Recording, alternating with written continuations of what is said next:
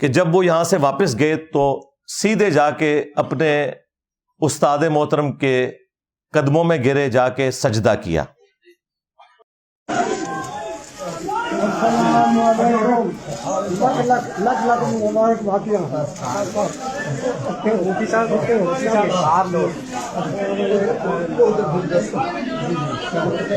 اچھا،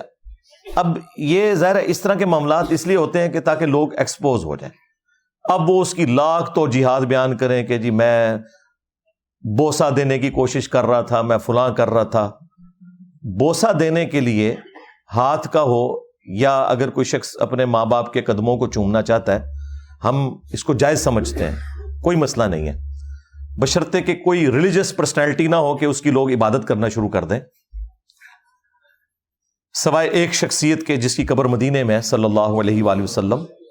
وہ معاملہ ایک بالکل الگ ہے۔ لیکن اس طرح کا جو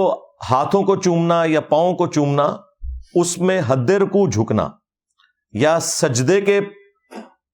پوسچر میں چلے جانا، یہ بالکل الاؤ نہیں ہے، نہ رسول اللہ صلی اللہ علیہ وآلہ وسلم کے کیس میں اور نہ کسی اور شخص کے کیس میں۔ اپنے اس بیان کے شروع اور آغاز میں مرزا جلمی نے وہی شرک کا جو رٹا لگاتا ہے اسی کو پروموٹ کرتے ہوئے ایک مسئلہ پکڑ لیا۔ چونکہ اس کا اہل سنت کے موقف کے ساتھ تعلق ہے، میں اس کی وضاحت بھی کرنا ضروری سمجھتا ہوں، اور وہ ہے کہ مفتی حنیف قریشی نے یہاں سے جا کے اپنے استاد کو جا کے پاؤں کو بوسہ دیا۔ اس بوسہ کو مرزا جیلمی نے سجدہ قرار دیا اور سجدہ قرار دے کے اس کو شرک بھی کہا۔ اب اصل مسئلہ کیا ہے، اس پر میں کچھ دلائل بھی اور اس کی تفصیل بھی بیان کروں گا تاکہ اہل سنت کا جو موقف ہے وہ بالکل واضح ہو کے سامنے آ جائے۔ دیکھیے، جہاں تک اللہ کے علاوہ کسی کو سجدہ کرنے کا تعلق ہے تو ہمارا عقیدہ بالکل واضح ہے۔ اہل سنت کے امام اعلیٰ حضرت امام احمد رضا خان محدث بریلی رحمۃ اللہ تعالی نے اس پر مستقل ایک رسالہ لکھا ہے کہ اللہ کے علاوہ کسی دوسرے کو تعظیمی طور پر بھی سجدہ کرنا حرام ہے۔ الزبدۃ الزکیہ فی تحریم سجود تحیہ، اس میں آپ نے دلائل دیے اور واضح کیا کہ اللہ کے علاوہ کسی دوسرے کو سجدہ کرنا ہماری شریعت میں جائز نہیں ہے۔ اب سجدے کی دو قسمیں ہیں، ایک ہے سجدہ تعبدی اور دوسرا ہے سجدہ تعظیمی۔ سجدہ تعبدی اللہ کے علاوہ کسی دوسرے کو کرنا شرک ہے، کفر ہے، کرنے والا مشرک ہو جائے گا، دائرہ اسلام سے خارج ہے۔ ہر نبی کی شریعت میں یہ کفر رہا، کسی نبی کی شریعت میں یہ جائز نہیں ہے۔ جبکہ سجدہ تعظیمی یہ سابقہ امتوں کے اندر جائز رہا۔ سیدنا آدم علیہ السلام کو فرشتوں نے سجدہ کیا، یہ سجدہ تعظیمی تھا، اور جناب سیدنا یوسف علیہ السلام کو ان کے بھائیوں نے سجدہ کیا۔ سورہ یوسف اٹھائیں، وَخَرُّوا لَهُ سُجَّدًا، یوسف علیہ السلام کے بھائیوں نے یوسف علیہ السلام کو سجدہ کیا۔ یہ سجدہ عبادت کے لیے نہیں تھا، یہ سجدہ تعظیم کے لیے تھا۔ سابقہ امتوں میں یہ سجدہ جائز رہا اور ہمارے نبی کریم علیہ السلام کی شریعت تک یہ جائز رہا۔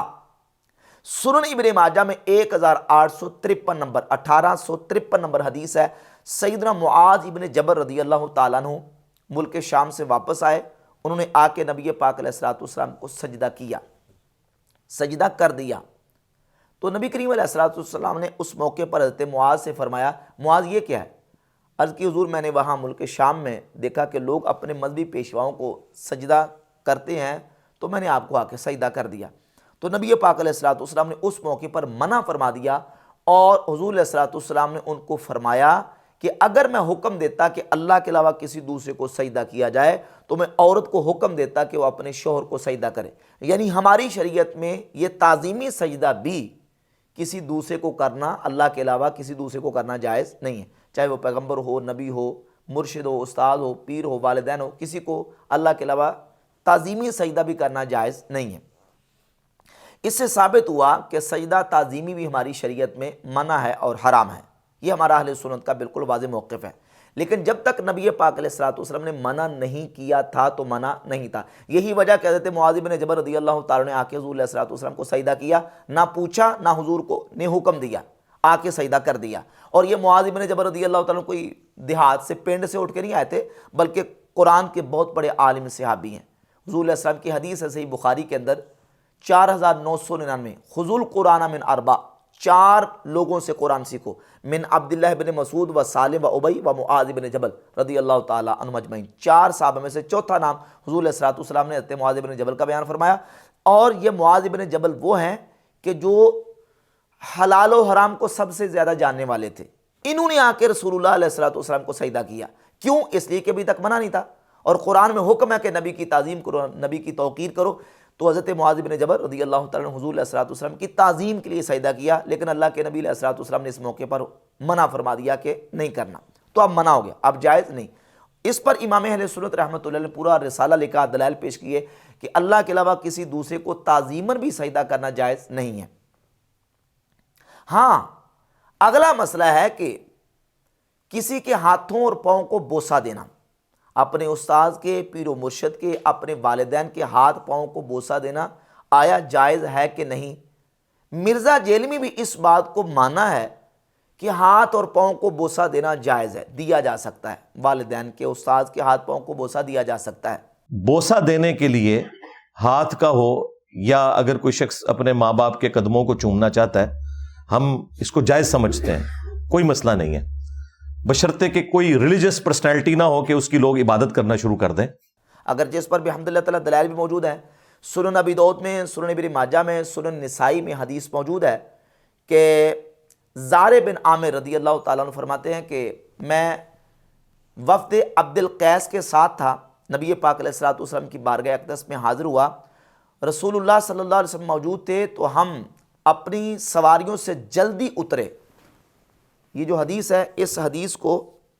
امام ابن حجر عسقلانی نے فتح الباری شرح صحیح بخاری کی جلد نمبر 11 صفحہ نمبر 67 پہ ذکر کیا، اور اس کی سند کے بارے میں انہوں نے یہ لکھا ہے کہ اس کی سند جید ہے، فمن جیدہا حدیث الزار العبدی، یعنی جو سندیں ہیں ان میں سے جید سند کے ساتھ یہ حدیث زارے موجود ہے۔ اس کی سند کو امام ابن حجر نے جید کہا، اور شیخ شعیب ارنوت نے اس کی سند کو حسن قرار دیا ہے، اور وہ حدیث یہ ہے کہ زارے رضی اللہ تعالیٰ عنہ بیان کرتے ہیں کہ فجعلنا نتبادر من رواحلنا، ہم اپنی سواریوں سے جلدی جلدی اترنے لگے، فنقبل ید النبی صلی اللہ علیہ وآلہ وسلم ورجلہ، تو ہم نے نبی پاک صلی اللہ علیہ وآلہ وسلم کے ہاتھوں اور حضور کے پاؤں کو بوسہ دیا، حضور کے ہاتھوں اور پاؤں کو ہم بوسہ دینے لگے۔ سرکار دو عالم علیہ السلام کے ہاتھوں کو اور حضور کے پاؤں کو صحابہ نے بوسہ دیا۔ یہ حدیث سند جید کے ساتھ، اور شیخ شعیب ارنوت نے اس کو سند کو حسن قرار دیا ہے، یہ ثابت ہے، اور امام ابن حجر نے بھی اس کو ثابت مانا ہے، جس سے ثابت ہوا کہ نبی پاک علیہ السلام کے صحابہ نے حضور کے ہاتھوں پاؤں کو بوسہ دیا۔ اور اس کے علاوہ ایک اور حدیث جس کو امام ترمذی نے حسن صحیح کہا ہے، وہ حدیث جامع ترمذی کے اندر، ابن ماجہ کے اندر، سنن نسائی کے اندر موجود ہے کہ 2 یہودی شخص نبی پاک علیہ السلام کی بارگاہ میں آئے، اور آ کے انہوں نے حضور علیہ السلام کے ہاتھ اور پاؤں کو بوسہ دیا۔ اس کے علاوہ ایک اور حدیث الادب المفرد میں امام بخاری لے کے آئے کہ سیدنا مولا علی نے حضرت عباس رضی اللہ تعالیٰ کے ہاتھ اور پاؤں کو بوسہ دیا، اور اس کی سند کو امام ذہبی نے سیر و اعلام النبلاء میں اس کی سند کو حسن قرار دیا۔ اور اس کے علاوہ ایک اور واقعہ جو کہ 4 کتابوں کے اندر موجود ہے، امام بخاری اور امام مسلم کا، امام ابن حجر عسقلانی کی کتاب النکت کے اندر، فتح الباری شرح صحیح بخاری کے اندر، امام ابن نکتہ کی کتاب التقیید کے اندر، اور امام خطیب بغدادی کی تاریخ بغداد کے اندر، 4 کتابوں کے اندر یہ واقعہ موجود ہے کہ امام مسلم رحمۃ اللہ علیہ امام بخاری کے پاس گئے، اور امام بخاری سے جا کے کہا کہ اے استاذوں کے استاذ، اے حدیث کے طبیب، علل کے ماہر، مجھے اجازت دیں کہ میں آپ کے ہاتھ اور پاؤں کو بوسہ دوں۔ امام مسلم رحمۃ اللہ علیہ نے امام بخاری کے ہاتھ اور پاؤں کو بوسہ دینے کی اجازت طلب کی۔ یہ واقعہ 4 کتابوں کے اندر موجود ہے۔ ان دلائل سے یہ بات بالکل واضح ہوتی ہے کہ ہاتھ اور پاؤں کو بوسہ دینا جائز ہے، اور مرزا جیلمی نے بھی اس کو تسلیم کیا، مرزا جیلمی نے بھی اس کو مانا، اور ایک وہابی مولوی ہے ڈاکٹر، اس نے بھی یہ بات تسلیم کی ہے، اگرچہ اعلیٰ امام احمد رضا محدث بریلی رحمۃ اللہ کی کتاب فتاوی رضویہ کے حوالے سے کچھ انہوں نے غلط بیانی کی، اس کو میں خیانت کہوں یا اس کو آپ جہالت کہیں، غلط بیانی کا مظاہرہ کیا، وہ بھی انشاءاللہ اس کا پردہ بھی چاک کریں گے۔ مرزا جرمی البتہ اس بات کو مانا ہے کہ ہاتھ اور پاؤں کو بوسہ دیا جا سکتا ہے، لیکن اگلی بات بالکل عقل کے برعکس مرزا جرمی نے کی ہے، اور وہ یہ ہے کہ ہاں ہاتھ پاؤں کو بوسہ دیا جا سکتا ہے، لیکن آپ پاؤں کو اوپر اٹھا کے بوسہ دیں۔ دیکھیے پاؤں تو نیچے ہی ہوتے ہیں نا، بندہ کھڑا ہو یا بیٹھا ہو دونوں صورتوں میں پاؤں نیچے ہی ہیں، پاؤں کو بوسہ کیسے دیا جائے گا یا کیسے دیا جا سکتا ہے؟ نبی پاک علیہ الصلوۃ والسلام کے پاؤں کو جب صحابہ نے بوسہ دیا، اس کی دو صورتیں ہیں، یا تو اللہ کے رسول علیہ الصلوۃ والسلام کھڑے تھے یا حضور بیٹھے ہوئے تھے۔ حضور کھڑے تھے تب بھی پاؤں کو بوسہ دینے کے لیے جھکنا پڑے گا، حضور بیٹھے تھے تب بھی پاؤں کو بوسہ دینے کے لیے جھکنا پڑے گا۔ مرزا جرمی کہتا ہے کہ نہیں، جھکنا نہیں ہے، جھکے بغیر بوسہ دینا ہے، جھکے بغیر بوسہ دیں گے تو جائز ہے، ورنہ جائز نہیں ہے۔ سوال یہ پیدا ہوتا ہے کہ جب پاؤں کو بوسہ دینا جھکے بغیر دیا نہیں جا سکتا، اب رہ گیا مسئلہ جھکنے کا، تو یہ بات بھی یاد رکھیں، چونکہ مرزا جرمی نے ان چیزوں کو تفصیلی پڑھا نہیں ہوتا اور نہ ان چیزوں کی صحیح حدیث کی فقہ اور سمجھ مرزا جرمی کو حاصل ہے، ٹونٹ تو ویسے حنفیوں کو کرتا ہے۔ جھکنے کی دو صورتیں، الانحناء کی دو صورتیں ہیں، ایک ہے جھکنا جو مقصود ہو، اور دوسرا جھکنا وہ ہے جو وسیلہ ہو۔ شریعت میں کسی کے سامنے حد رکوع تک جھکنا حرام ہے، لیکن وہ جھکنا جو مقصود ہو، جس میں مقصود ہی جھکنا ہو، جیسے سلاطین اور بادشاہوں کے سامنے لوگ ان کی تعظیم اور رسپیکٹ کے لیے جھکا کرتے تھے، یہ جھکنا کسی کے سامنے حرام ہے اور ناجائز ہے۔ لیکن اگر جھکنا مقصود نہ ہو بلکہ وسیلہ ہو، جیسے استاد صاحب آئے، جیسے باپ آیا یا ماں آئی، ماں اور باپ یا استاد کے جوتے سیدھے کرنے کے لیے بندہ جھکتا ہے، تو یہ جھکنا مقصود نہیں ہے۔ یہاں جھکنا وسیلہ ہے، مقصود ہے جوتے سیدھے کرنا، ان کی جوتوں کو سیدھا کرنا مقصود ہے، جھکنا مقصود نہیں ہے، جھکنا وسیلہ ہے۔ تو اب اگر بوسہ دینے کے لیے جھکتا ہے تو یہ جھکنا مقصود نہیں ہے، مقصود ہے بوسہ دینا، جھکنا وسیلہ ہے۔ جیسے دیکھیں نبی پاک صلی اللہ علیہ وآلہ وسلم حضرت عثمان ابن مظعون رضی اللہ تعالیٰ عنہ کی وفات کے بعد ان کی میت کے پاس آئے، سنن ابی داؤد میں یہ صحیح حدیث ہے، حضور علیہ الصلوۃ والسلام نے آ کے حضرت عثمان رضی اللہ تعالیٰ عنہ کو ان کی میت کو بوسہ دیا۔ اب اس کی دو صورتیں بنتی ہیں، یا تو ان کا جسم چارپائی پہ تھا یا زمین پہ تھا۔ زمین پہ تھا تب بھی بوسہ دینے کے لیے جھکنا پڑے گا، چارپائی پہ تھا تب بھی بوسہ دینے کے لیے جھکنا پڑے گا۔ جھکنا یہاں پایا گیا، لیکن یہ جھکنا مقصود نہیں تھا، مقصود بوسہ دینا تھا، یہ جھکنا وسیلہ تھا۔ صحیح بخاری کے اندر 1241 اور 1242 نمبر حدیث ہے، نبی پاک علیہ الصلوۃ والسلام کے وصال اقدس کے بعد حضرت سیدنا ابو بکر صدیق رضی اللہ تعالیٰ عنہ نبی کریم علیہ الصلوۃ والسلام کے جسم پاک کے پاس آئے، آ کے چادر کو ہٹایا، ثم اکب علیہ، پھر جھکے اور جھک کے نبی پاک علیہ الصلوۃ والسلام کے مبارک چہرے کو بوسہ دیا صدیق اکبر رضی اللہ تعالیٰ عنہ۔ یہاں ابو بکر صدیق رضی اللہ تعالیٰ عنہ آئے، جھکے، ذرا بوسہ دینے کے لیے کم از کم حد رکوع تک جھکنا پڑے گا، لیکن یہ جھکنا مقصود نہیں ہے، یہ وہ تعظیم کے لیے جھکنا نہیں ہے، بلکہ یہ جھکنا وسیلہ ہے بوسہ دینے کے لیے، لہذا بوسہ دینے کے لیے جھکنا پڑے گا، تو وہ جھکنا حرام اور ممنوع نہیں ہے۔ اس مقام پہ فتاوی رضویہ کی عبارت پیش کرتے ہوئے ایک وہابی مولوی ہے، اس نے ڈاکٹر نے فتاوی رضویہ کی عبارت پیش کی، ایک تو اس میں اس کو آپ جہالت کہہ لیں یا خیانت کہہ لیں، ایک دیوبندی مولوی کفایت اللہ مدرسہ امینیہ سے جو تعلق رکھتا تھا، اس کی تحریر فتاوی رضویہ میں نقل کی گئی تھی۔ سائل نے سوال کیا، اور سائل نے سوال یہ کیا کہ اجمیر شریف سے اور دہلی سے ہم نے اس مسئلے کا جواب یہ لیا ہے، اور مولوی کفایت اللہ دیوبندی اس نے یہ تحریر لکھی ہے۔ اچھا، اس پہ فتاوی رضویہ کے اندر ہی کچھ اور مفتیان حضرات جو کہ بریلوی اسکول آف تھاٹ کے ہیں، جیسے یہ مفتی کفایت اللہ صاحب، ان کی بھی فتاوی آ جاتے ہیں، پھر اعلیٰ حضرت اس کے اوپر جو ہے وہ اپنی تصدیق یعنی مہر تصدیق جو ہے اس کے اوپر ثبت کرتے ہیں کہ یہ انہوں نے صحیح فتویٰ دیا۔ امام اہل سنت سے سوال کیا کہ آپ اس کا جواب ارشاد فرمائیں۔ اب جو سائل نے تحریر دیوبندی کی نقل کی تھی کفایت اللہ کی، اس تحریر کو اس ڈاکٹر وہابی مولوی نے پڑھ کے سنا دیا اور کہا فتاوی رضویہ کے اندر یہ لکھا ہوا ہے، اور اس میں یہ لکھا ہوا تھا کہ بعض لوگ جو ہے وہ بوسہ کو بہانہ بناتے ہیں اور اصل میں سجدہ کرنا چاہتے ہیں، تو بوسہ کے بہانے سجدہ کرتے ہیں، یہ دیوبندی نے لکھا تھا۔ عبارت دیوبندی کی تھی اور اس عبارت کو فتاوی رضویہ کے کھاتے میں ڈال کے اس وہابی ڈاکٹر نے جو وہ فتاوی رضویہ کا حصہ بنا دیا، حالانکہ دیوبندی کی عبارت تھی. اور اس کا رد اگلے صفحے پر امام اہل سنت رحمۃ اللہ علیہ نے کیا ہے اور کہا کہ یہ مسلمانوں کے بارے میں بدگمانی ہے کہ ایک بندہ بوسہ دینا چاہ رہا ہے اس کو سجدہ بنا دینا، یہ بدگمانی ہے. اور اس میں ایک لفظ لکھا تھا کہ بوسہ کہتے ہیں سر بر پا نہادن، سر کو پاؤں پہ رکھنا، اس کو بوسہ کہتے ہیں.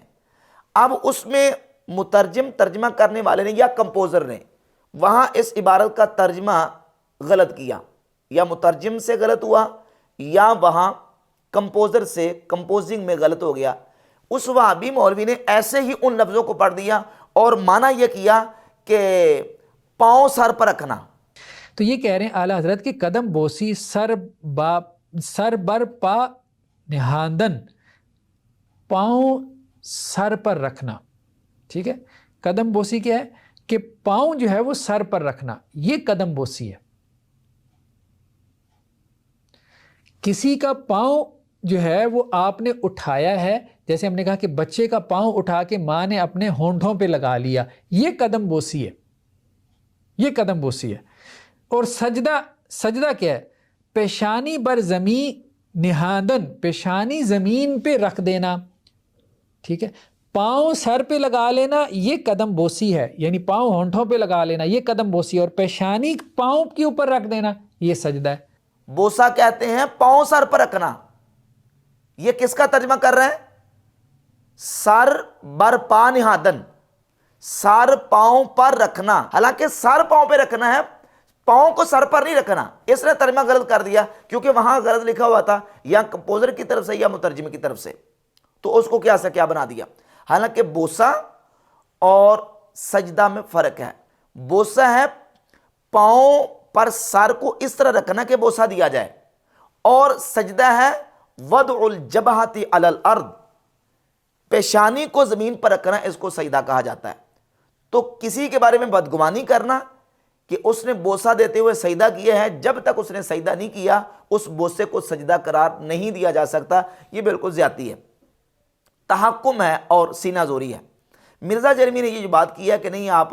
بوسہ دے سکتے ہیں، لیکن بوسہ آپ پاؤں کو اٹھا کے، بالکل عقل کے خلاف اور بالکل لاجک کے خلاف. ویسے تو لاجک کی بڑی باتیں کرتا ہے، بالکل سوچا بھی نہیں ہے کہ کسی کے پاؤں کو اگر بوسہ دینا تو کیسے دیا جائے گا. اس کے پاؤں کو اٹھا کے بوسہ دیا جائے گا، یا اسے کہیں گے پہلے لیٹو تو تب میں بوسہ دوں گا، یا اپنا پاؤں پہلے اوپر اٹھاؤ تب میں بوسہ دوں گا. یہ بالکل خلاف عقل بات مرزا جرمی نے کی ہے. نبی پاک علیہ الصلوۃ والسلام کے صحابہ علیہ رضوان نے حضور اقدس صلی اللہ علیہ وآلہ وسلم کے پاؤں کو جو بوسہ دیا ہے تو اس کے لیے جھکنا پڑے گا، لیکن وہ جھکنا مقصود نہیں ہے بلکہ وسیلہ ہے، اور ایسا جھکنا حرام اور ممنوع اور ناجائز نہیں ہے.